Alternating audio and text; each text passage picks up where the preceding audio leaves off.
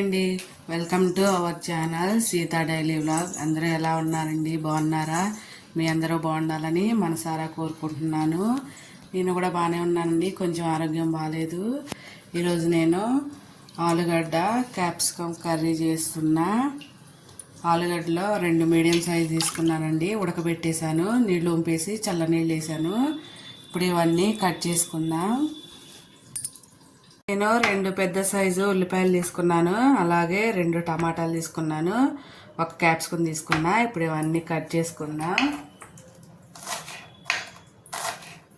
పచ్చిమిరపకాయలు సన్నగా చిన్న కట్ చేసుకుంటున్నా. నేను ఎలా చేస్తానో అలాగే చేస్తున్నా అండి. నా కూరలో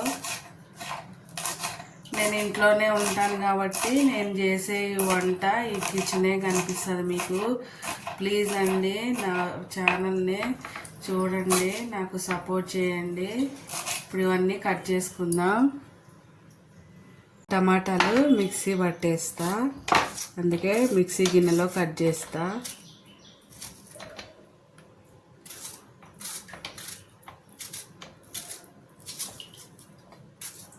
మిక్సీ గిన్నెలో కట్ చేసి పక్కన పెట్టేస్తా. బంగాళదుంపలు కూడా పొట్టు తీసేస్తున్నా. ఉడకబెట్టేసాను బంగాళదుంపలు 2.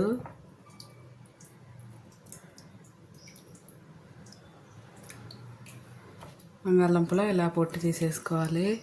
క్యాప్సికమ్ కోసుకున్నా.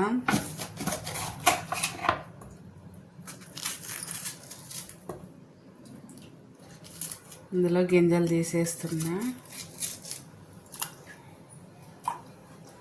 నేను ఇలా కోస్తానండి. మీకు నచ్చినట్టు కోసుకోండి, మీకు ఎలా కావాలో అలాగా. నేను ఎలా కోస్తాను. క్యాప్సికమ్ కూడా కోసుకుందాం. టమాటాలు కోసాను. ఇవన్నీ కూరగాయలన్నీ కోసేసుకున్నాను. ఇప్పుడు స్టవ్ వెలిగించి గిన్నె పెట్టుకొని దానిలో ఒక 3 స్పూన్ల నూనె వేస్తున్నా.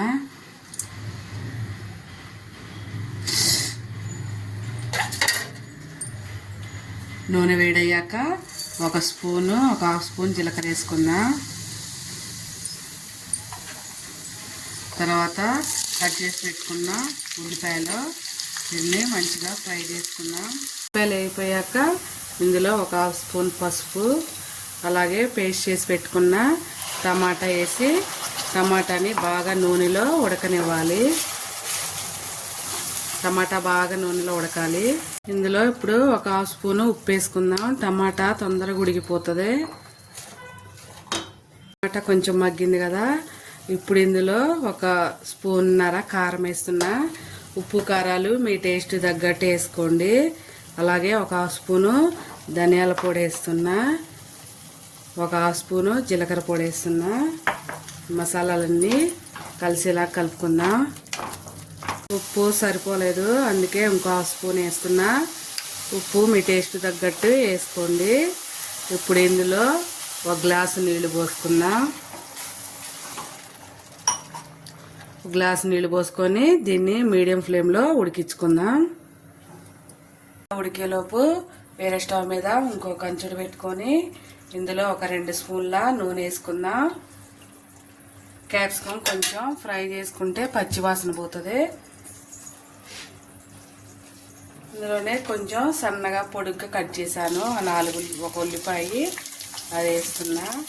అలాగే క్యాప్సికమ్ వీటిని కొంచెం నూనెలో ఫ్రై చేద్దాం.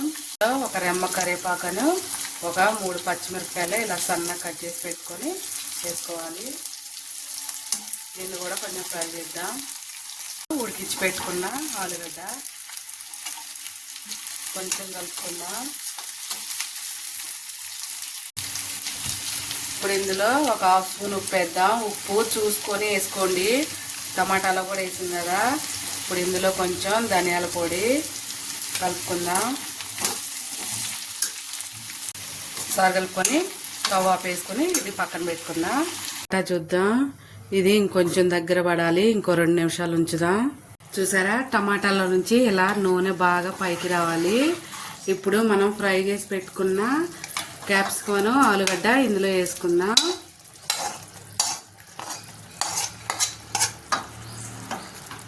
ఇందులో వేసుకొని కలుపుకొని ఒక 2 నిమిషాలు ఉంచుకుందాం. ఉప్పు కారాలు అన్నీ సరి చూసుకోండి. నాకు అన్నీ సరిగ్గా సరిపోయినాయి.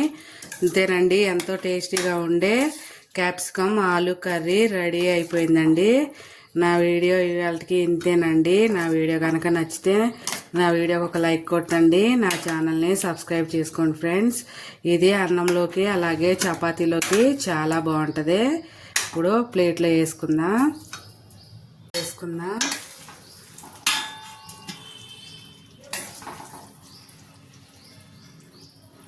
చాలా బాగుంటుందండి.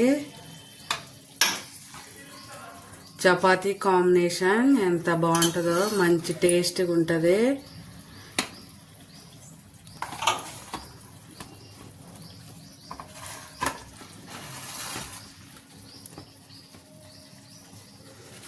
చపాతీతో తింటే చాలా బాగుంటుందండి. వేడి వేడి క్యాప్సికమ్ ఆలు కర్రీ రెడీ అండి. చపాతీతో చాలా బాగుంటుంది ఇది. నా వీడియో నచ్చితే ఒక లైక్ కొట్టండి ప్లీజ్. మర్చిపోకండి, నా ఛానల్ని సబ్స్క్రైబ్ చేసుకోండి ఫ్రెండ్స్. ఉంటా, బాయ్.